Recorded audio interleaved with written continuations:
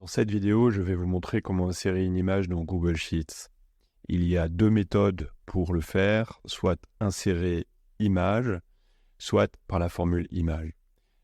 La première solution, par le menu insertion image, vous pouvez insérer une image dans la cellule. À partir de là, vous pouvez soit importer l'image, soit prendre la photo sur la webcam, soit choisir un lien sur Internet, une photo. Il y a différentes solutions. Je vais prendre l'exemple d'un logo que j'ai trouvé sur Internet, celui de Google Drive. Quand je fais insérer l'image, le logo apparaît dans la cellule et il est adapté à la taille de la cellule. Quand je modifie la taille de la cellule, le logo est adapté à la taille de la cellule. Voilà pour la première manière. Toujours dans la possibilité qui est offerte par la fonction insertion dans le menu, si on va sur image, on peut insérer l'image sur les cellules. Donc je prends le même logo,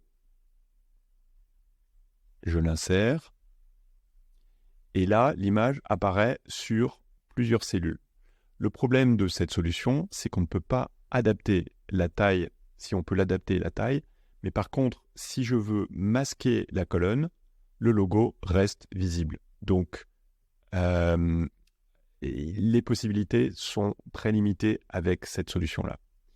La formule image est beaucoup plus intéressante. Je vais vous la montrer ici. Et en fait, il y a plusieurs arguments pour cette formule. D'abord, il y a l'URL qu'il faut saisir, et ensuite le mode. Et il y a 4 modes différents. Le mode 1 permet d'adapter la taille de l'image à la taille de la cellule, un peu comme on l'a vu tout à l'heure en insertion image dans une cellule. Le mode 2 étire le logo ou l'image à la taille de la cellule pour remplir la cellule. On va voir ce que ça va donner tout à l'heure. Le mode 3 garde la taille originale de l'image qu'on a importée à partir de l'URL. Et le mode 4 permet ici de modifier la hauteur et la largeur de l'image. Donc on va prendre cet exemple. L'URL doit être mis entre guillemets. Ça, il ne faut pas l'oublier. Donc on va prendre le mode 1. Si on ne mettait rien, il prendrait automatiquement le mode 1. Donc le logo, ici, s'adapte à la taille de la cellule. Et c'est assez pratique et garde le même ratio.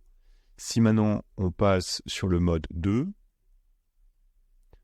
on voit que le logo remplit l'ensemble de la cellule, quelles que soient ses dimensions, et ça peut être assez moche. Et le mode 3 garde la taille originale de l'image, quelle que soit la taille de la cellule. Si je réduis la taille de la cellule, le logo peut ne pas s'afficher totalement parce que il est plus grand à l'origine que la taille de la cellule. Et le mode 4 permet ici vous voyez bien, d'adapter la hauteur et la largeur. Donc admettons que je mets 50 pixels.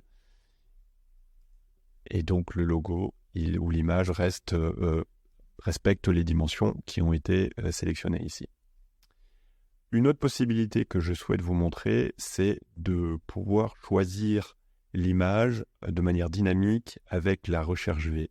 Donc ici, on a les liens URL pour différents logos de société, pour Google Drive, pour Adidas, pour Facebook. Donc je vais créer un menu déroulant, validation des données. Je vais ajouter une règle, je vais choisir la plage, et donc on choisit ces logos-là, voilà. Et donc ici, j'ai maintenant les différents logos. Ce que je peux faire ici, c'est maintenant, je vais utiliser la formule image, et je vais utiliser la formule recherche V pour pouvoir, donc c'est sur la plage ici, avoir automatiquement le logo. Donc c'est ici les critères, le logo, l'URL du logo est sur la deuxième colonne et je veux exactement cette réponse-là.